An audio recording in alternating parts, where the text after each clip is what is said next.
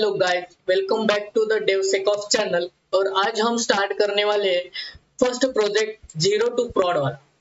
ये एकदम simple project है। सबको समझने के लिए, अंडरस्टैंड होने के लिए मैंने ये फर्स्ट प्रोजेक्ट सिलेक्ट किया है, लेकिन उस प्रोजेक्ट में पूरे पॉइंट्स कवर अप करने का ट्राई करने वाला हूँ। बीआरडी से लेके फीएपीटी पॉइंट्स से लेके पूरा मॉनिटरिंग तक कवर करने का ट्राई करूंगा। उस प्रोजेक्ट को मैंने 6 स्टेज में डिवाइड किया हुआ है। पहले जो भी अपना बिजनेस टीम से बीआरडी रिसीव होता है, उसके बेसिस पे आर्किटेक्चर बनाना, आर्किटेक्चर डिजाइन होने के बाद जो भी अपन को एडब्ल्यूएस रिसोर्सेस लगने वाले हैं, उसका प्लानिंग लिस्ट सब कुछ मैं एक्सप्लेन करने वाला हूँ। उसके बाद जो भी अपन को कॉन्फ़िगरेशन करना पड़ेगा डिप्लॉयमेंट के लिए, वो देखेंगे। इधर डायरेक्टली स्टैटिक वेबसाइट कैसे अपन डिप्लॉय करेंगे वो देखने वाले हैं। उसके बाद जो भी अपन ने वेबसाइट बनाया है उसके ऊपर वीएपीटी पॉइंट्स जो भी है वो डिस्कस करेंगे प्रॉपर्ली। और लास्ट में रिमेडिएशन में जो भी मतलब वीएपीटी पॉइंट्स आए हैं वो डिस्कस होने के बाद वो कैसे फिक्स कर सकते हैं वो स्टेज 6 में कवर अप करने का ट्राई करेंगे। चलो तो आज आपको स्टार्ट करने वाले हैं जीरो टू प्रॉड वाला फर्स्ट प्रोजेक्ट। उसमें पूरा मतलब बेसिक से लेके प्रोडक्शन तक मतलब प्रोजेक्ट को लाते हैं, ये पूरा का पूरा जर्नी मैं इधर एक्सप्लेन करूंगा और हैंड्स ऑन प्रोजेक्ट करने वाले हैं इसी प्लेलिस्ट के अंदर। तो हम देखने वाले हैं कॉर्पोरेट जर्नी में कोई भी प्रोजेक्ट नया आया तो उसका कैसे मतलब साइकिल चलता है।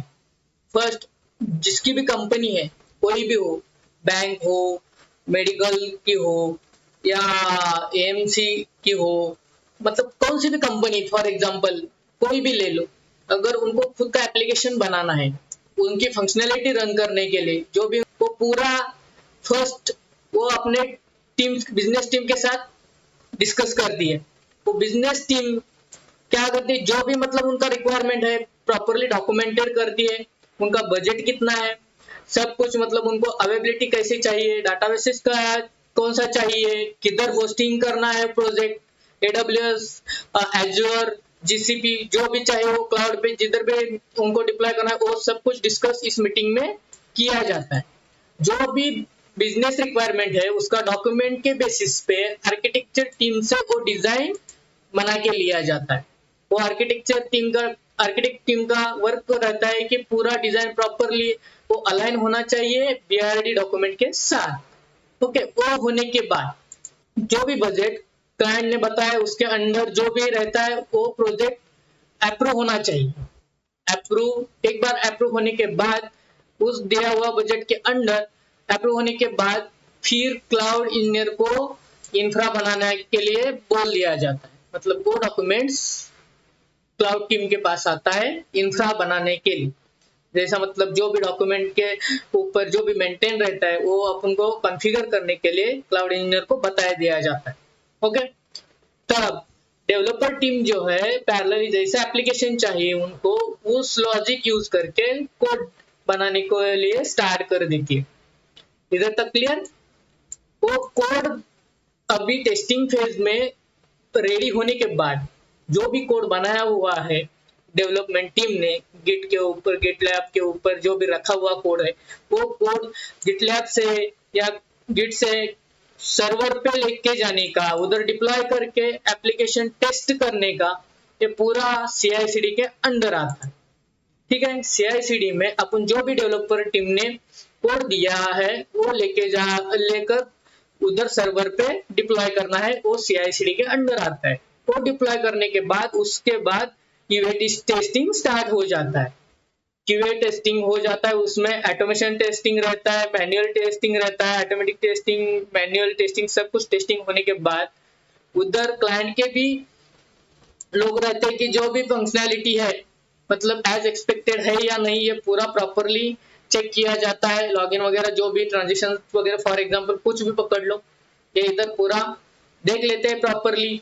उसके बाद उनके एंड से, क्लाइंट के एंड से अप्रूवल मिलने के बाद उसको प्रोडक्शन पे लाइव डिप्लॉय किया जाता है। ओके, एक बार लाइव जाने के बाद उसको मॉनिटर करना, सपोर्ट करना प्रॉपरली, उसके ऊपर वो फंक्शनिंग मतलब अगर कुछ मतलब ज्यादा लोड रहा वगैरह वो स्केलिंग वगैरह प्रॉपरली इधर प्रॉपरली मेंटेन किया जाता है। ये पूरा का पूरा साइकिल रहता है कोई भी नया प्रोजेक्ट आने के बाद।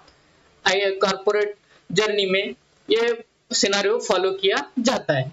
ओके, इन शॉर्ट अगर किसी को पता नहीं है तो इधर पूरा मैंने ट्राई किया है कि कैसा फ्लो चलता है। ओके, अब भी आते हैं बीआरडी डॉक्यूमेंट के ऊपर, वो कैसा रहता है, क्या क्या उधर दिया जाता है, कैसा आर्किटेक्चर होता है, पूरा पूरा अभी देखने वाले। ओके, चलो तो स्टार्ट करते हैं। जो भी अपना बीआरडी रहता है मतलब बिजनेस रिक्वायरमेंट डॉक्यूमेंट्स जो भी रहता है प्रोजेक्ट के हिसाब से, वो मैं थोड़ा सा इधर एक्सप्लेन करने का ट्राई करता हूँ। समझ लो कि अपना जीरो टू प्रॉड फर्स्ट वाला प्रोजेक्ट है। ओके, इधर अपन एक स्टैटिक वेबसाइट होस्ट करने वाले हैं और उसके ऊपर हार्डनिंग करने वाले हैं। तो ये पूरा प्रोजेक्ट का नाम, जो भी वर्क उसका वर्क है वो, ठीक है।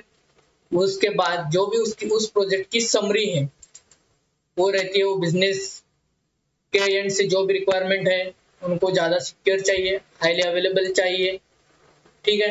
पब्लिकली वेब दिखना चाहिए उनका वेबसाइट, ठीक है। कस्टमर फेसिंग चाहिए। ये पूरा का पूरा जो भी उनका रिक्वायरमेंट है बिजनेस का, उसके अकॉर्डिंगली इस समरी में एक्सप्लेन किया जाता है। ओके, ऑब्जेक्टिव क्या है, डिजाइन करना है, डिप्लॉय करना है और उसको सिक्योर रखना है प्रोडक्शन में, राइट। वो होस्ट करने के लिए बोला है AWS पे, ठीक है। ये स्टैटिक वेबसाइट रहेगी, वेब पेज, और उसके बाद जो भी बिजनेस और फंक्शनल रिक्वायरमेंट के अकॉर्डिंग क्या क्या चाहिए उनको। अगर बिजनेस का रिक्वायरमेंट रहा कि ये सर्वर के लिए AWS यूज करो, डोमेन के लिए कुछ अलग यूज करो, क्लाउड फेयर करो या GoDaddy करो या राउट 53 करो, मतलब जैसे मतलब उनका रिक्वायरमेंट है, अगर उनको कौन सा चाहिए, उनके बजट के हिसाब से जो भी अपने सिलेक्ट किया हुआ है उसके हिसाब से, मतलब दो साइड कंसिडर किया जाता है, उसके हिसाब से ये फिक्स किया जाता है। तो इधर अपन क्या करेंगे, डोमेन राउटिंग के लिए GoDaddy यूज करने वाले हैं, ठीक है। Traffic management application load balancer के थ्रू वो मैनेज करने वाले हैं, ठीक है। उसके बाद जो भी अपना वेब सर्वर है उसके ऊपर वेबसाइट अपन पोस्ट करने वाले हैं, ठीक है। Nginx के थ्रू अपन वो ट्रैफिक फ्लो करने वाले हैं, ठीक है।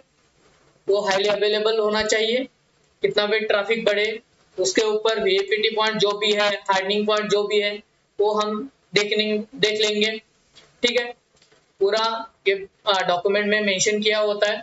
उसके बाद जो भी नॉन फंक्शनल मतलब रिक्वायरमेंट जो भी नहीं रहता, रिक्वायरमेंट रहता है, उसके हिसाब से अवेलेबिलिटी इंपॉर्टेंट पॉइंट है, परफॉर्मेंस, लेटेंसी, सिक्योरिटी ये भी होनी चाहिए प्रॉपरली, और ये सर्वर इंफॉर्मेशन।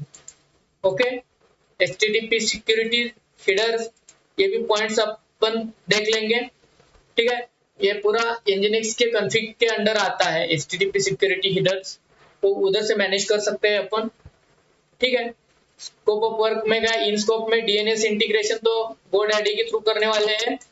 इंफ्रास्ट्रक्चर प्रोविजनिंग में PPC सेटअप, PPC में जो भी अपना नेटवर्किंग पार्ट है पूरा मैंने लास्ट फाउंडेशन सीरीज में पूरा एक्सप्लेन किया है हैंड्स ऑन के साथ, और अपने रेगुलर थिंग्स के साथ कंपेयर करके वो भी मैंने एक्सप्लेन करने का ट्राई किया है, ठीक है।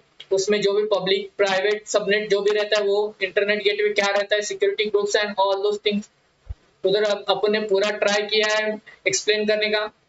ओके, वैसे सेम इंफ्रा इधर यूज करने वाले इस प्रोजेक्ट के अंडर। ओके, उसके बाद एप्लीकेशन डिप्लॉयमेंट, जो भी Nginx इंस्टॉलेशन, जो भी बैकएंड प्रोसेसेस रहेंगे सिस्टम वाला, वो दिखाऊंगा डायरेक्टली हैंड्स ऑन देखेंगे अपन, जो भी करने वाले हैं सर्वर के ऊपर वो देखेंगे। VAPT पॉइंट्स उनके हिसाब से स्कोप में है अपने, वो भी देखेंगे, ठीक है। ये आउट ऑफ स्कोप है तो उसको कुछ कंसिडर नहीं करना है, डाटाबेस नहीं चाहिए इधर, ठीक है। सर्वरलेस S3 वो उधर भी नहीं अपन मतलब होस्टिंग नहीं करने वाले हैं, ठीक है। उसके बाद कैपेसिटी यानी प्लानिंग एंड रिसोर्स मैट्रिक्स, मतलब जो भी अपने AWS पे रिसोर्स लगने वाले हैं वो उसकी कैपेसिटी क्या रहनी चाहिए, प्लानिंग उसका मतलब जो भी बिजनेस ने बताया हुआ, मतलब कितने विजिटर्स आएंगे हर रोज वेबसाइट को मतलब देखने के लिए, मतलब उसके हिसाब से अपने फर्स्ट सिलेक्ट किया है वो ऑटो स्केलिंग रख दिया तो मतलब ज्यादा ये नहीं रहता कि जब भी मतलब ट्रैफिक बढ़ जाता है तो अपने आप ऑटो स्केल हो जाता है। लेकिन इधर मतलब कंसिडर करेंगे कि ज्यादा ट्रैफिक नहीं आएगा, ठीक है। अगर आया तो भी कैसे मैनेज करना हैंड्स ऑन करते वक्त दिखाऊंगा। ओके, तो GoDaddy के ऊपर अपना डोमेन नेम रहेगा, ठीक है। लोड बैलेंसर के थ्रू अपन ट्रैफिक मैनेज करने वाले हैं, ठीक है। HTTP और HTTPS रिक्वेस्ट दोनों को मैनेज करेंगे लिसनर के थ्रू। टारगेट ग्रुप के ऊपर हेल्थ चेक्स लगाने वाले हैं।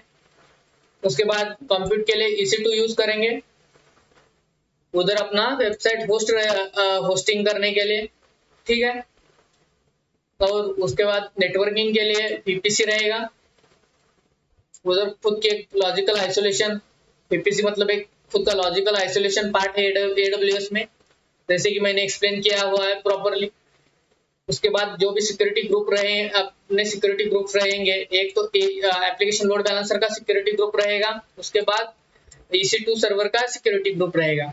एप्लीकेशन लोड बैलेंसर को जो भी HTTPS और HTTP ट्रैफिक आने वाला है पोर्ट 80 और 443 पे किसी का भी वो अलाउ करेंगे, और जो भी EC2 पे ट्रैफिक आने वाला है लोड बैलेंसर का ट्रैफिक EC2 पे अलाउ करना है। और इसके बाद आता है project life cycle and execution stages. Okay, first stage में अपने को क्या करना है, BRD रिसीव हो जाता है। ओके, उसके बाद स्टेज 2 के अंडर जो भी आर्किटेक्ट टीम ने आर्किटेक्चर डिजाइन किया हुआ है वो अपन देखेंगे, ठीक है। उसके बाद जो भी AWS पे रिसोर्सेस लगने वाले हैं उसका प्लानिंग स्टेज 3 में हो जाएगा। स्टेज 4 में उसका कॉन्फ़िगरेशन कैसे करना है वो कवर अप करेंगे।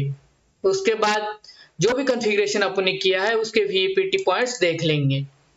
VAPT पॉइंट्स में जो भी पॉइंट्स आए हैं उसका सॉल्यूशन निकलवा के उसको फिक्स करके फिर रेमेडिएशन होने के बाद फिर से अपन टेस्टिंग करके देखेंगे कि पूरा प्रॉपर है क्या नहीं, ठीक है।